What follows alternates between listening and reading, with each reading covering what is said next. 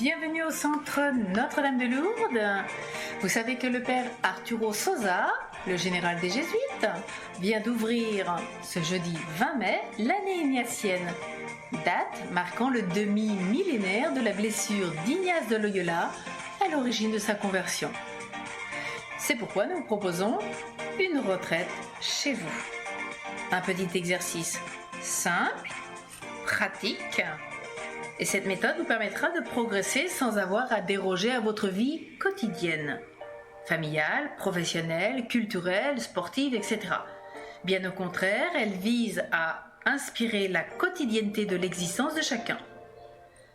Par contre, il vous faudra un peu de volonté, un minimum de constance, un brin de foi chrétienne, un rythme qui vous convient, des moments appropriés. Tout cela inspiré par les Saintes Écritures. Puis, au bout de quelques semaines, vous serez invité à relire ces exercices pour les partager avec votre accompagnateur spirituel afin de voir ce que vous allez entreprendre. Bien heureux êtes-vous!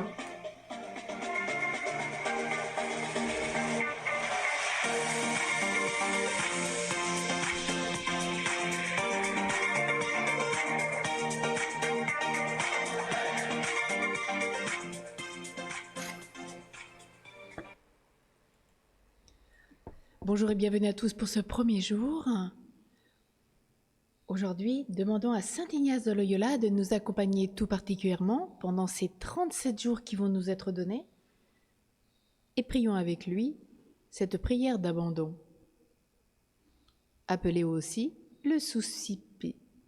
Reçois. Prends, Seigneur, et reçois toute ma liberté, ma mémoire, mon intelligence et toute ma volonté, tout ce que j'ai et tout ce que je possède. C'est toi qui m'as tout donné. À toi, Seigneur, je le rends. Tout est à toi. Dispose-en selon ton entière volonté. Donne-moi seulement de t'aimer et donne-moi ta grâce. Elle seule me suffit. Amen. Saint Ignace de Loyola, priez pour nous. À présent, nous rentrons dans un premier exercice dit préalable. 2 exercices préalables. Le premier aujourd'hui, le second demain. Avant une épreuve, si brève soit-elle, il vaut mieux prendre un temps d'échauffement. De même, une préparation est nécessaire. Si je veux me rendre présent à moi-même et entrer en dialogue avec Dieu, il faut au moins mettre fin aux images, aux bruits ou au bavardage intérieur qui, plus ou moins, nous accaparent tous et qui sont parfois accentués par l'écoute ininterrompue de la radio ou de la télévision. Il ne s'agit pas de laisser en blanc toute pensée, mais de décider à quoi je veux réfléchir et de m'y arrêter un certain temps. Un auteur ancien s'était déjà rendu compte que l'esprit est comparable à un moulin qui tourne en permanence et n'arrête pas de moudre. La question est alors de savoir ce que j'introduis dans le moulin. Tu vas donc retenir un vif et très beau souvenir et tu vas t'y arrêter. 2 choses différentes peuvent se produire. Ce souvenir surgit dans ton esprit, suivi d'une pensée n'ayant aucun rapport avec lui. C'est une distraction. Au contraire, une pensée ayant un rapport avec ce souvenir peut survenir en ce cas. Accueille-la. Je suppose que tu ne retiens pas de souvenirs ou de pensées que la morale récuse. Quand une bonne pensée ou un sentiment correct se diffuse naturellement, Dieu soit béni. Mais si quelque chose vient l'interrompre ou le balayer, nous cédons alors au désordre ou à la vanité. Il faut parler de manque de concentration. Alors, à présent, ferme les yeux, fais silence, écoute. Choisis maintenant le souvenir que tu veux rendre présent. Arrête-toi de faire tout ce que tu fais. Prends place dans un lieu confortable. Choisis à présent le souvenir. Voici un temps de silence pour l'accueillir.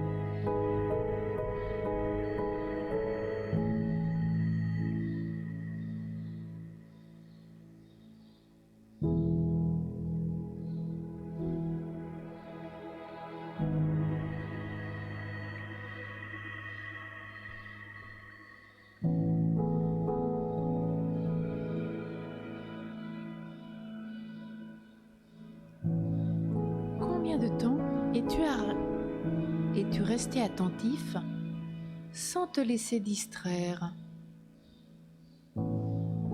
Si tu penses que c'est bien peu, essaie de reprendre cet exercice plusieurs fois dans la journée, à partir d'autres souvenirs.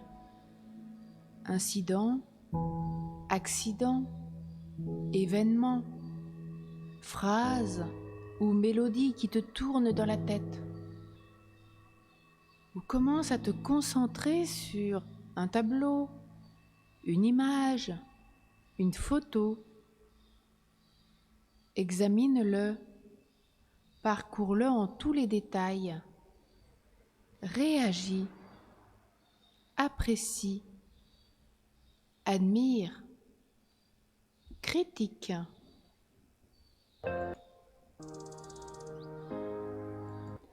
À tout prendre, tous les exercices qui vont suivre seront du même type et continueront à te servir d'entraînement.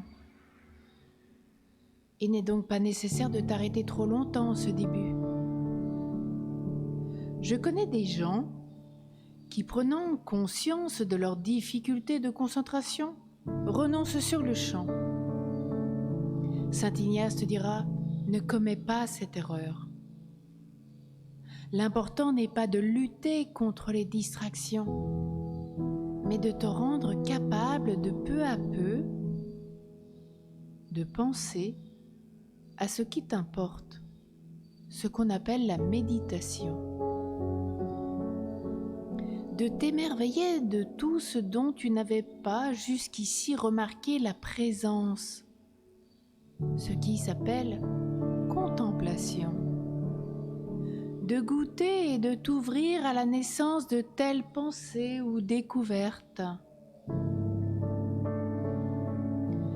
À partir du prochain exercice, tu t'efforceras de vivre en présence du Seigneur ton Dieu et d'entrer en conversation avec lui. Lui est toujours présent. L'absent, c'est toi. Moi je suis là, dit Jésus. Rends-toi présent à celui qui est toujours présent, au présent, en ta présence. Mais me diras-tu, comment vais-je savoir qu'il me parle ? Tout simplement quand les pensées et les sentiments qui naîtront au contact de la réalité et en sa présence produiront de bons fruits dans ta vie. Davantage de paix, de joie, de patience dans les difficultés, d'ouverture aux autres, une générosité plus spontanée, une force plus grande, un sentiment accru de la justice, un amour plus vrai. Ce sont là les fruits de l'esprit, surtout quand ils se donnent conjointement.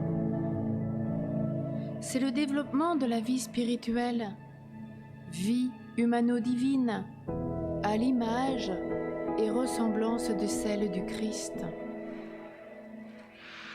Alors pour ce premier jour, médite, émerveille-toi, goûte et ouvre-toi.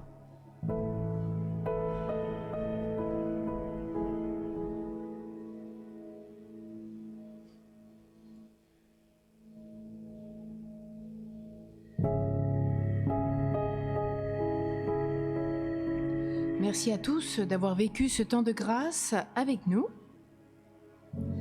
À présent, revivons ces exercices tout au cours de la journée avec beaucoup d'équilibre, tout avec l'amour. Ad Majorem Dei Gloriam, pour une plus grande gloire de Dieu. Amen.